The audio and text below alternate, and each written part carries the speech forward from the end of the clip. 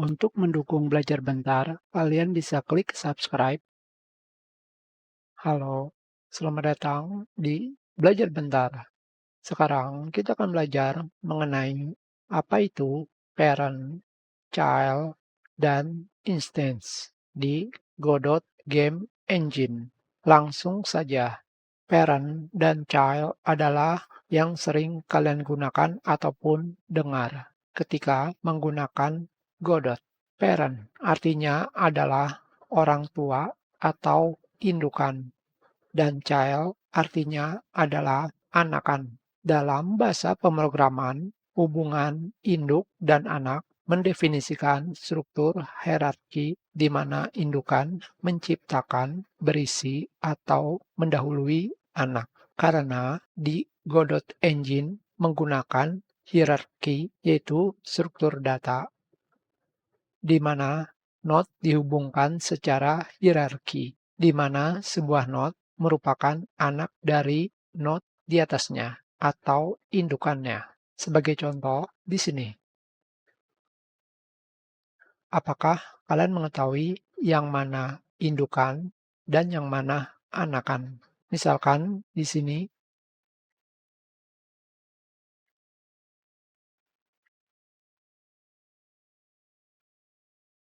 game ini adalah indukan dari level, karakter, UI, dan musuh. Sedangkan jika dilihat dari bawah ke atas, UI adalah anak dari karakter, sprite 2 dimensi adalah anak dari karakter, dan karakter adalah anak dari game. Sebaliknya, jika kalian mengurutkan dari atas ke bawah, maka kalian akan mengurutkan dari indukan. Game memiliki anakan, misalkan musuh, di mana musuh memiliki anakan, yaitu Collapse Shapes dan Sprite 2D. Hanya seperti itu saja. Jadi, jika kalian ingin mengakses sesuatu, maka biasanya harus dipanggil dari indukan baru ke anakan.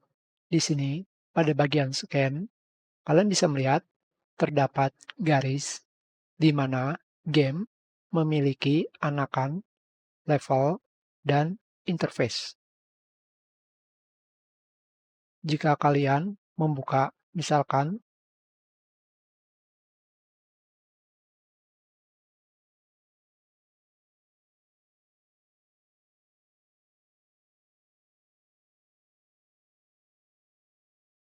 player memiliki banyak anakan, sedangkan misalkan Sprite 2D memiliki parent hanya player.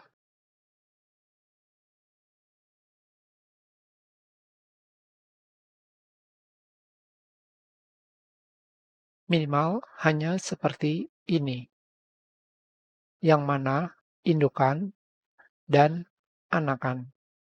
Indukan berarti dari bawah ke atas, jika anakan dari atas ke bawah. Yang berikutnya adalah instance. Apa itu instance? Instance memiliki arti contoh.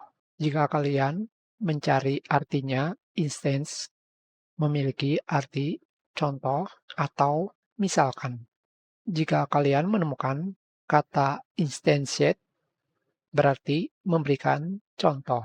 Di website Godot terdapat pengertian mengenai instancing scans.